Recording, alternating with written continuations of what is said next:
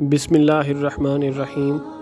اللہم صلی علی محمد و آل محمد۔ مولا امام علی علیہ السلام ارشاد فرماتے ہیں، جس نے تمہارے ساتھ برائی کی ہو اس کے ساتھ احسان کر کے اسے بدلہ دو، کیونکہ احسان بد زبانوں کی زبان بند کر دیتا ہے۔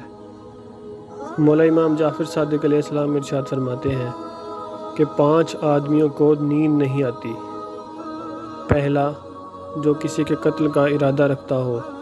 دوسرا، جس کے پاس بہت مال و دولت ہو اور اسے کسی پر بھروسہ نہ ہو۔